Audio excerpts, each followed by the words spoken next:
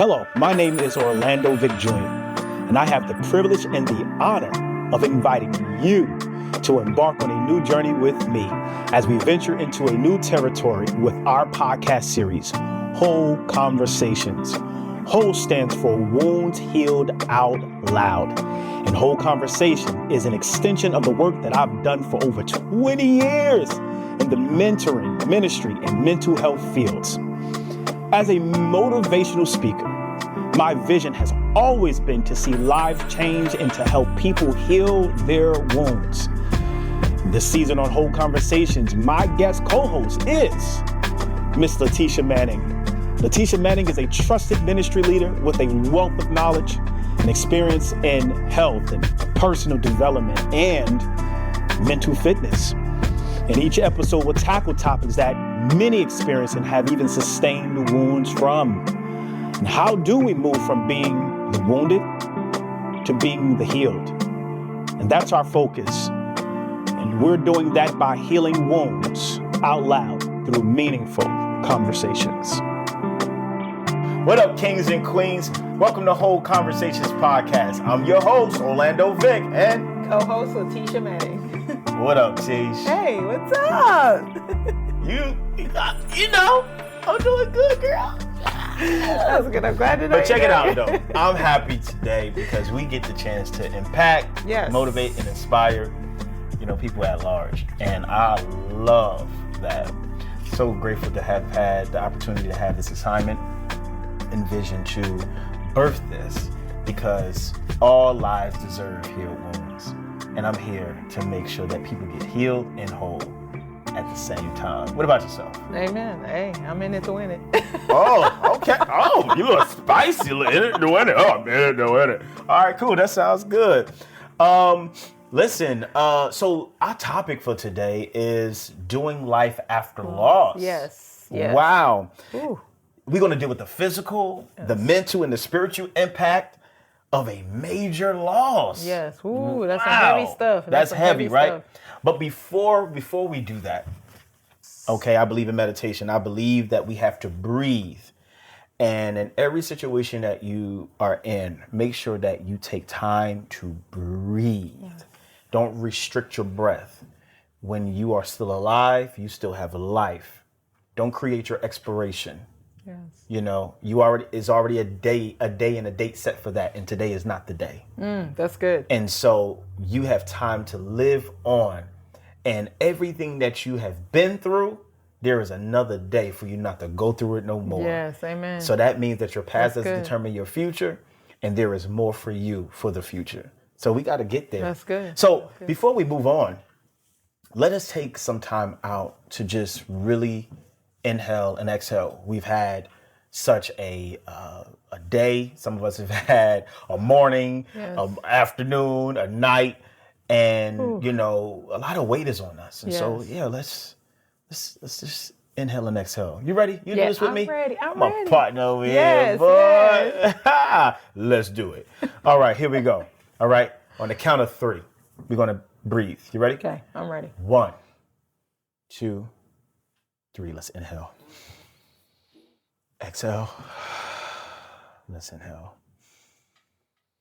Let's exhale. Let's inhale last time. Let's exhale. Wow. Ooh. We just inhaled peace. We exhale stress. Yes. We inhale joy and vitality. We exhale depression. Yes. We inhale positivity and light, and exhale all negativity. Yes, absolutely. All right? Listen, I feel good. You feel good? I feel great. Wow. So now I really want to just dive into this, because this is a tough one. It is. And doing life after loss and dealing with the physical, dealing with the mental and spiritual impact of a major loss. Wow. Can you talk to me? Talk to me. Ooh, well, I mean, I'm sure you and all of our other listeners out there have experienced loss in their life. I know for me, it was my grandmother, my grandfather. Jeez. I mean, my best friend. So and even with divorce, it's just been so many different times that I've experienced different kinds of loss. And I've had to have therapy for it, you know, and also just the spiritual aspect as far as church, you know. So, but what about you? Oh, man. Woo, doing life after loss of finances. Oh my God, yes. I'm a witness to that. You feel what I'm saying? Yes. Loss of a car. Yes. You know, it Yes, came in been heavy. there They had to come get it. Okay? They had to come get it. We can laugh about it now. Yeah, right, exactly. I ain't laughing about it when I Right, when I had Pat and Charlie. Right. You feel what I'm saying? No, but loss of my grandfather just last year. Wow. A couple years before that, my father's sister. Wow. And loss of relationship, you know, and lost my confidence. Yes. Oh, yeah, been there. Lost my determination. Yes. Lost my belief. Lost my faith at one point. Yes. You know,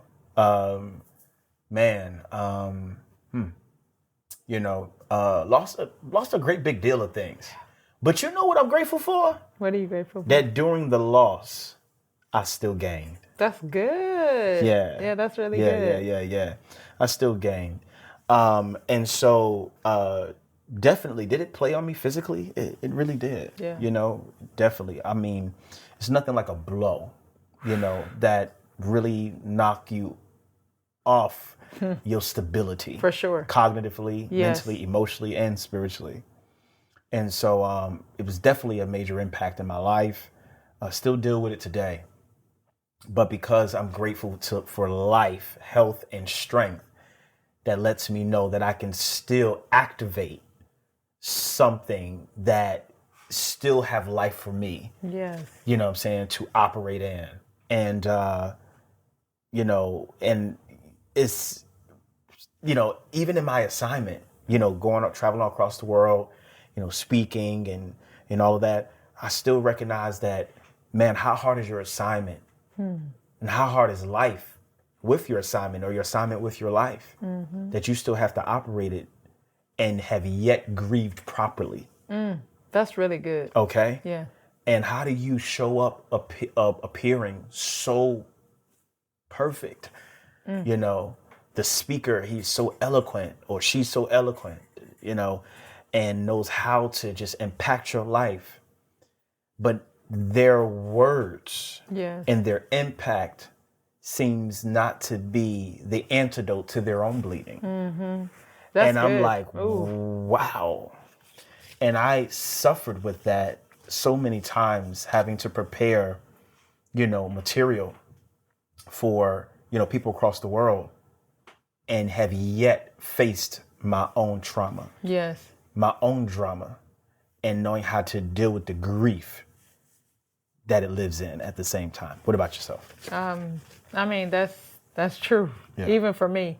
Like, I remember when my friend passed away, my best friend, she passed away in 2005. And I realized that it was just this year that I finally had closure to the grief. Woo! This year. Because I thought I was over it. Woo! So, like, I'm sitting there thinking, like, okay, Lord, I know she died, and, I got this. I prayed over her. I believed that she was gonna, she was gonna see life again. And when she didn't, it was like a crushing blow to me because I just kept believing. I really had hope and faith that she was gonna make it. Yeah. And when she didn't, it really impacted me in a way that I felt guilty, that I didn't do enough, or maybe I wasn't by her side enough, or I just wasn't. I felt like it was just me for some reason. I took it personally. And I was just like, you think about all the things you didn't get to do with your loved one, or what you could have, should have, would have. And, but then even though I went to God about it in different times, or had counseling or whatever, it was like, it was someone else that was facing that similar situation. And I realized it really had hit me one morning when I was just like, Letitia, like, you never really let it go. Wow. And I literally was crying. And I was like to the Lord, I don't understand. Why is this coming up again? I let this go. And he was like, no, you didn't. You didn't let it go. He said, if you would just give it to me, he was like, and let it go, then you could be at peace about it. And when I actually did that, and I realized that he really had everything under control, and it was, just he really had it under control. I really had to be at peace about that. And when I did, that was when I was able to say, okay, it's not my fault.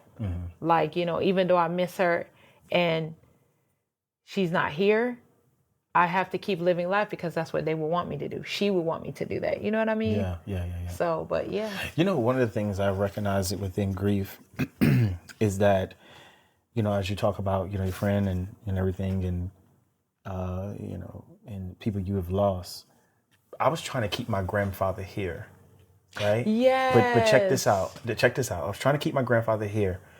But how selfish is trying to keep somebody here that already had talked to God and said that they wanted to go already? Oh, that's so good. And so I'm like, wow, like I'm saying to someone that I want to keep them here, but they already had a conversation with God and was telling God that, they're ready to go home. Yes.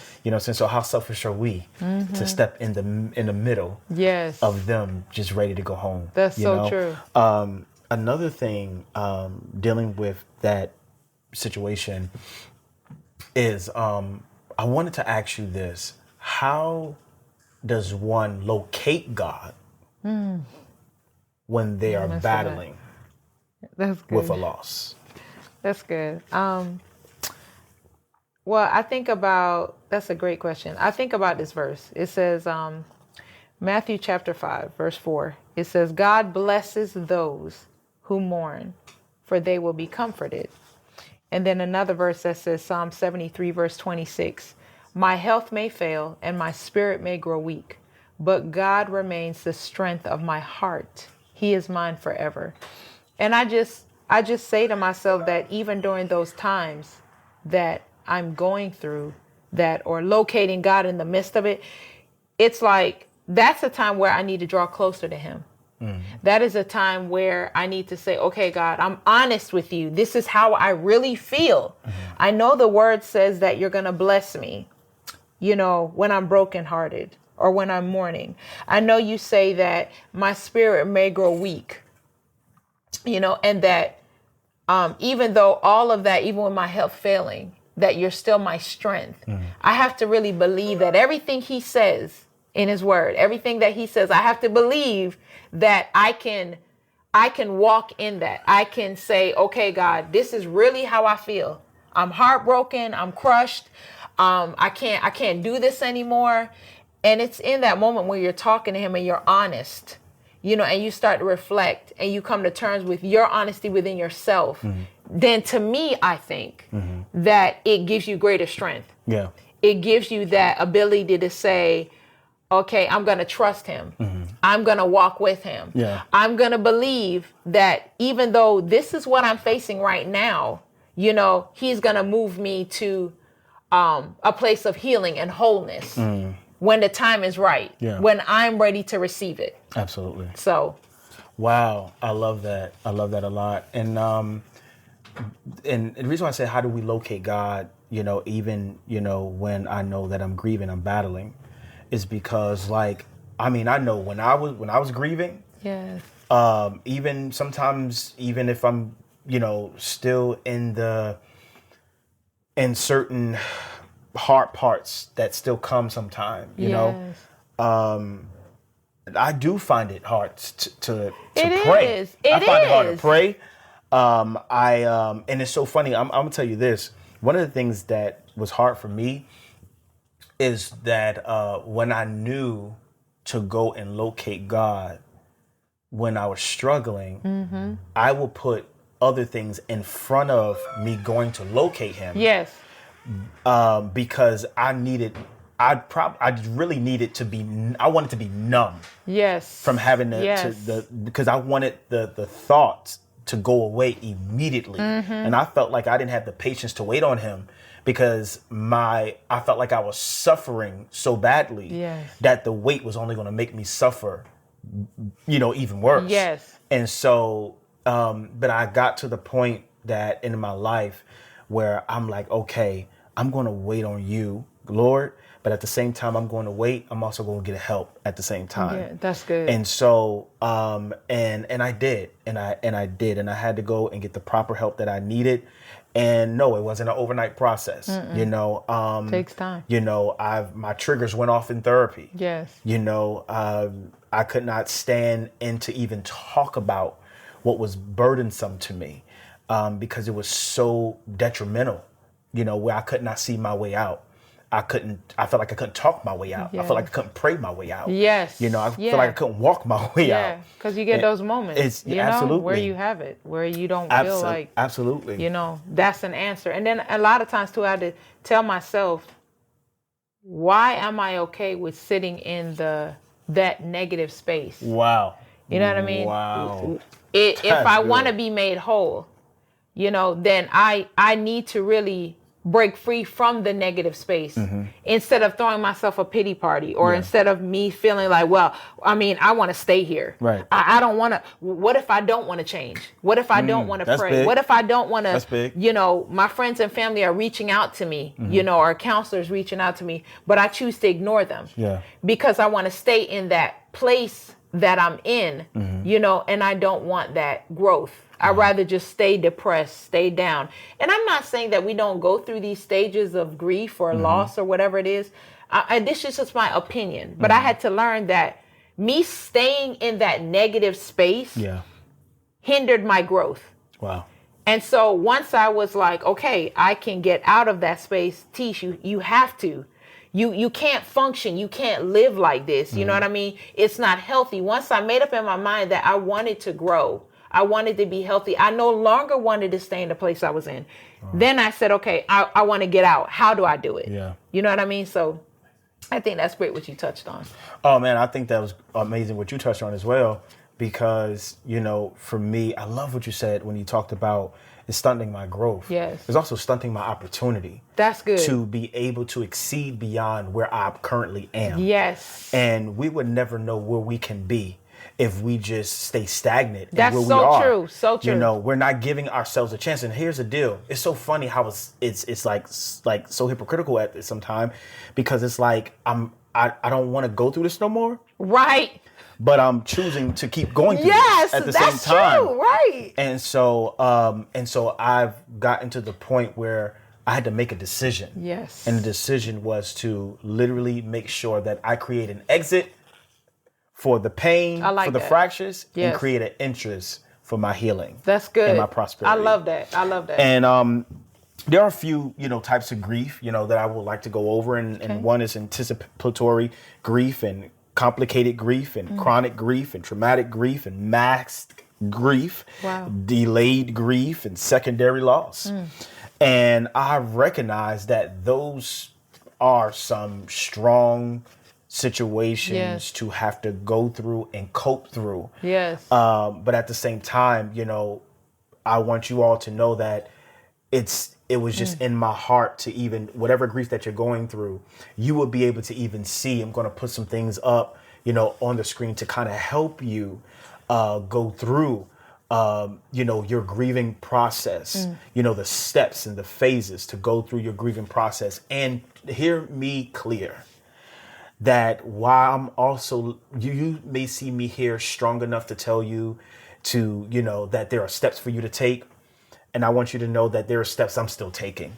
Yes. You may say, well, how do you know that it's working? It's working because I am so certain that where I am is not where I'm going to remain. That's right. I'm so certain that my life will breathe better, healed and whole. I'm so certain that I can tap into something better than I ever tapped into it before. And I'm not going to allow the clutter to stay there and to maintain and live there. I am evacuating everything that's in my mind that's telling me that I cannot have a life beyond my imagination. That's right. And so my heart will heal, like my mind will heal, my eyes will heal. Why? Because there's certain things you saw that you can never get out of your view ever again. My God. There's certain things you heard that you can never get out of your ear ever again.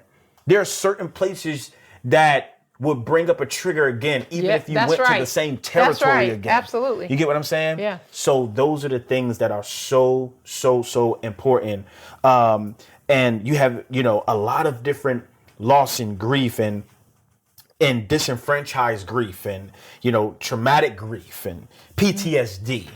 And so it's like, how do, you ask the question, like, how do I properly heal from my loss? How do I allow my past to not dictate my future? Yes. And how do I walk in my future? And all of these things are in your mind at how you're going to go to your next with dealing with such a big weight that you find hard to bear. Yes. Wow. That's a lot. That's a lot. So I just want to know, like, even from you, you go to work every day. Yeah. You a mother every day. How do you handle your mental health, knowing that you have other obligations and responsibilities, but you got to put them first? Yes. When you want to put you first? Yes. That's a great question. Every day for me, it's an ongoing process. Okay. I have to literally tell myself that the reason why I go every day, I go hard every single day, is because, one, it's because of my faith, first and foremost. And then two, it's because of my children. I really believe that what I do, the image that my children see, I want them to always have a positive impact, to have that attitude of, I'm not a quitter. Yeah. If my mom could go out and do it, if my mom could, give her best 100% every single day, and she doesn't believe in, this didn't work out, I guess I'm just going to quit. No, I want you to try. Maybe try it from a different angle, a different perspective, a different viewpoint. But just because this thing didn't work out doesn't mean that you stop there. I want you to keep going. Yeah. And so every single day it's a challenge for me, because sometimes with work in ministry, with my regular job, like you said, being a mom, single mom, and a lot of times I'm just going, I'm going. And then I really do have to do a mental check. That's important, you guys. Yeah. Always doing a mental check every single day. Stop the work, check the heart. Yes, absolutely. Stop the work, check the heart. Yes, ask yourself, what motivates me? You know what I mean? And why am I doing what I'm doing? And am I really happy? And it's a difference between being joyful, full of joy, or being happy. Your happiness can change at any time. You know what I mean? Whereas if you have that joy, which is the joy of the Lord, you know what I mean? That's an internal thing that'll never go away. You know what I mean? The world can't take that from you. Yeah. But I love to preach sometimes. Yeah. I be going into preaching mode, and I don't mean it, y'all. You tuning up. I just get so excited. Yeah. But just the fact that that's really what keeps me motivated every day. I just have to mentally take myself there and really examine myself and say, what motivates me? Why do I do what I do? You know what I mean? And so really my faith, ministry, my children, I just really believe that I just have to keep going. There's so many things I have yet to do. And if I just stop or give up or whatever, I won't be able to fulfill those things, those goals I've set for myself, so, but anyway. Wow, no, that's good. I want, you all to understand is that with grief and loss, there are physical symptoms that go with that. There are behavior changes that go with that. Oh my gosh, yes. There are complications that go with that. And I just want you to understand that I understand that when we walk out of our house, we have to put on this appearing perfect. Right. When we know that we're imperfect. Yes. And don't stop trying to break through to get to where you're trying to go and get to. Don't stop. Every day work on it, but as you continuously to work on it, identify that there is something there. Yes. That need to be detected, diagnosed. You need development for it. And in order to get developed, you know, you have to go and get the proper help that you need. That's good. Yeah. And the only reason why I know that this helps is because, you know, like I said, and I keep reiterating it, that I continue to work on the areas that I find hard to bear. Yes. And I don't want them there no more. That's good. I don't want to be in bed with a sheet over my head. Right. You know, I don't want to be overeating. I don't want to, you know, have, you know, toxic relationships in my life. Yeah. I don't want to complete suicide or even attempt it. Right. I am made to be here and live out my best. And I'm going to figure it out because my life is not supposed to die or go to death because of the simple fact that I just feel that the weight that I'm going through can't be lifted. Right. And it can be. And it can be. That's a great point. And it can be. That's a great point. And so a lot of these stages of grief, they, you know, is denial. Yes. It's anger, bargaining, depression, acceptance. Yes. And the thing about it is you deal with all of these different things, and even, you know, cumulative grief, you know, collective grief, you know, and the symptoms it calls, and the emotional systems and the physical systems that's combined. Yes. And so, listen, I recognize that with all of these variations of grief, and it's so crazy because you could be dealing with more than one at the same time. Oh, that's good. Dealing with more than one. I could believe that. And so how do you unpack that? Yeah, that's true. How do you unpack that? Don't try to live your life every day appearing as if, you know, everything is okay. Yes. It's okay to want everything to be okay. Right. But make sure everything is okay. Yes. Yeah. Let me touch on that. Go ahead. I just thought about it. You better go. So when you said more than one stages of grief that people deal with, like even with me, like the loss of my best friend, like I told you, I didn't realize that I was experiencing more than one stage of grief. Wow. You know, like even the delayed grief or and so it was some other ones that you touched on too. Anger? And yes, anger, you know, denial. Denial, okay. Just dealing with those things like saying, okay, well, no, she's not gone. You know, or no, I'm good. You know, like I accepted it that she is gone, but then at the same instance something will happen and it'll trigger, and I'm like, but she's gone. Is she really gone? She can't be gone. Yeah. I'll even see people that like it resemble my best friend. And I'm like, oh my gosh, she looked just like her. And I'm like, but she's gone. It's crazy, like how the mind will play those tricks on you, or you know how your body, like mentally, how you're going through these different stages, and you don't realize that you're going through more than one. So those are great points that you bring up. Wow. Because it took me a while to realize that. Oh yeah, and thank you for your transparency, because you know right now people are feeling this effect. Yes. You know, and for those, you know, who are listening and tuning in, and I just want you to know that I'm going to definitely give you some, you know, great strategies on how to maneuver, you know, through it. And because it's important that we heal. It is. It's important that we heal. And please recognize that it's not going to be overnight. Oh, no. But here's the deal. You know what?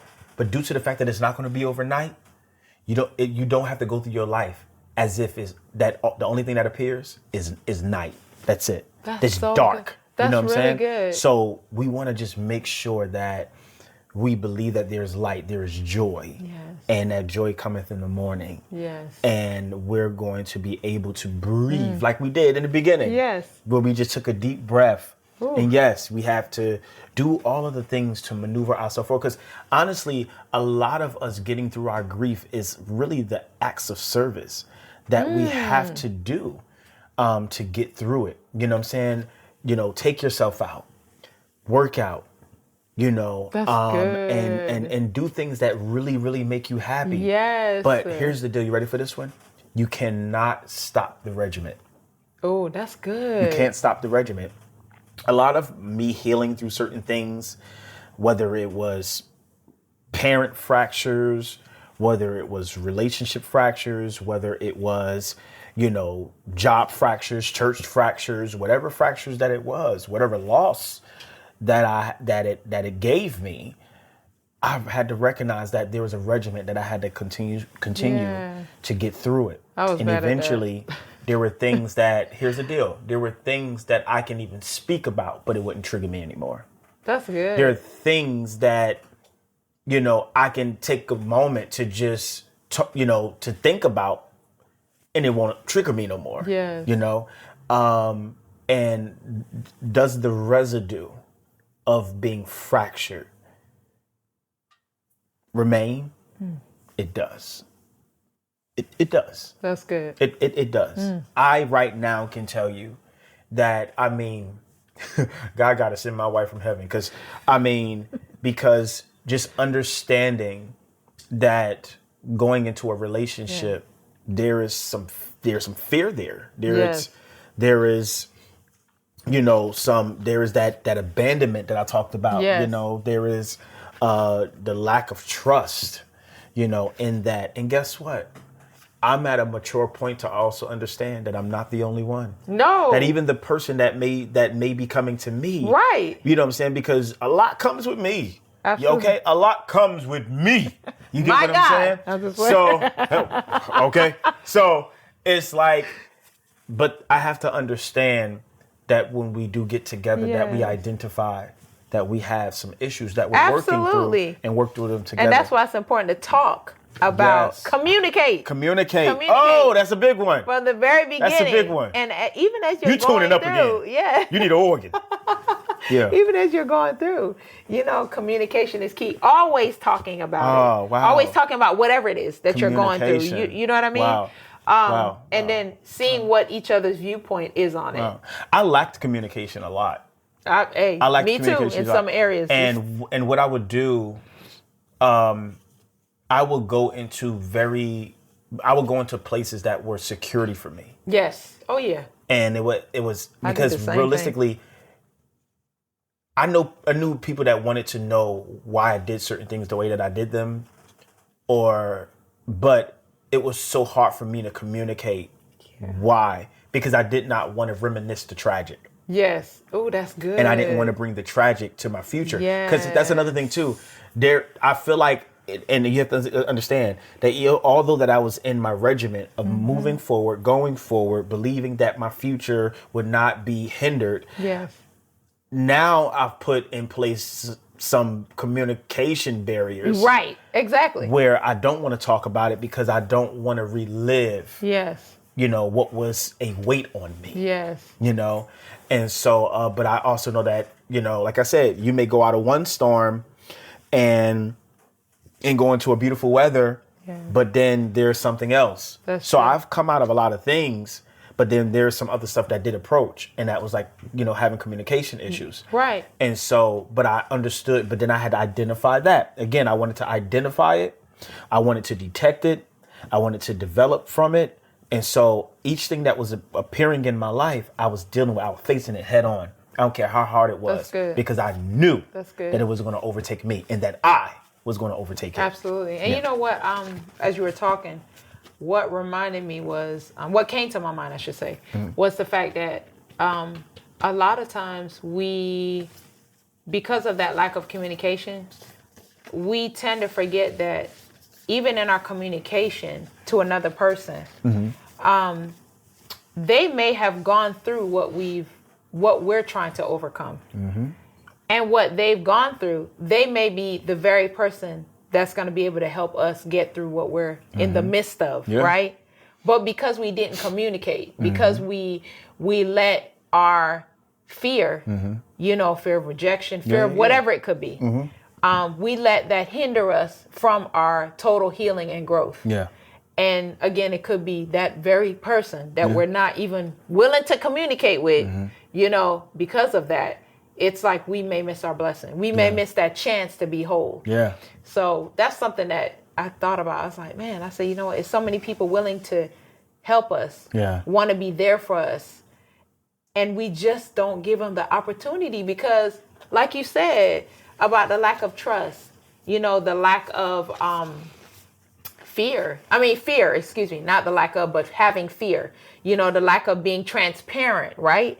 Because a lot of times we want people to see a certain perception of us when we're not even being true to ourselves or the person that loves us. That's good. So that's why it's so important, like we talked about before, about being yourself, knowing yourself, right? Yeah. But I mean, like Orlando said, we have the opportunity, you guys, that even through the grief, there is a chance to heal. There's a chance to be made whole. There's a chance to start your life again. There's a chance to, have the ability to say, I can have joy. I will have peace. I will overcome, right? Yep. Because we're overcomers, right? And so, I mean, there's hope. There's hope. There's hope. Man, I love that so much. And recognizing that it will hit your self-worth. Yes. Yes. It will 100%. come down on, your confidence. Yes. It will come down on your determination to push forward. Yes. To go again. It would definitely put a weight on everything you used to be. Oof. Everything you used to be. So when you had that confidence, determination, zeal, perseverance, that grief, that trauma is going to weigh on the very things that you just knew that you just had, that you knew that could never be broken because you were just that confident. Yes. But I'm here to let you know that you're going to get it back. Yes. You're definitely going to get it back. We are living witnesses, right? Listen, and still living in a witness. Yes. You know what I'm saying? One of the things that I want you to know that if there's a story that you want to, even look at, because I want you to understand that, people tell their stories for various reasons. One, to also bring light to your situation that you find dark. And then, there's a story named Job. That's a good story. Man who, who had everything, he had the real estate, he had possession, he had, everything, but then it was all stripped from him. Yes. Went into a moment, of psychological go through, you know what I'm saying? But although he had a psychological go through, he had a psychological breakthrough. Yes. You feel what I'm saying? He did. But if you just stay within the fight, and I'm gonna be honest with you, it didn't tell you how long the struggle lasted. No, it didn't. But again, the regiment is you getting closer and closer to your relief, to peace. Yes. And for peace. And so it's definitely important. I want to say something. Grief is experienced, of coping with a loss. And most of us might think of grief as happening in the painful period of following the death of a loved one, right? So, but the truth is that grief can accompany any life event that disrupts or maybe even challenge our sense of normalcy or ourselves. And this can include the loss of connections that we believe define us. That is so good. I want to touch on that. Yeah, go ahead. I want to touch on you better touch on it. So I think about even my, when I got divorced. Yeah. Truthfully, during that whole entire time of my marriage, because I got married at 21. And honestly, I have to say that marriage is what defined me. Woo. Because I didn't know myself. Wow. I didn't know my self-worth. Wow. I didn't know who I was, what I liked. Everything, my whole entire being was centered around, okay, if this person likes this, then this is what I like. So you had to come into American marriage. Yes, I did. No, Would you like to do? Whatever you like. Yes. Right. Like her. That was it. When he said whatever you like. On one leg. Hop on one leg. Bark like a dog.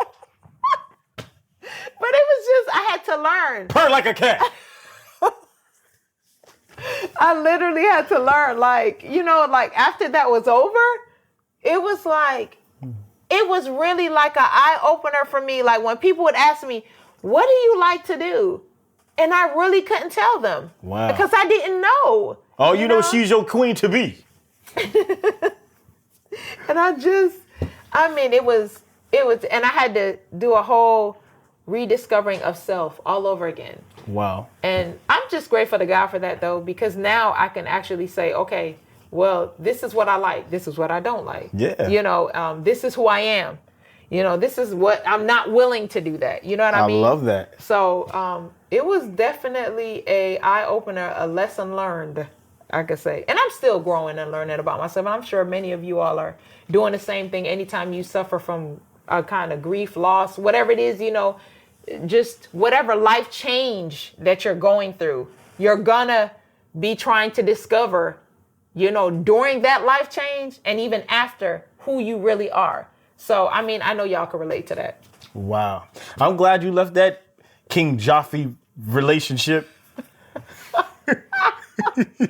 Because let me tell you something.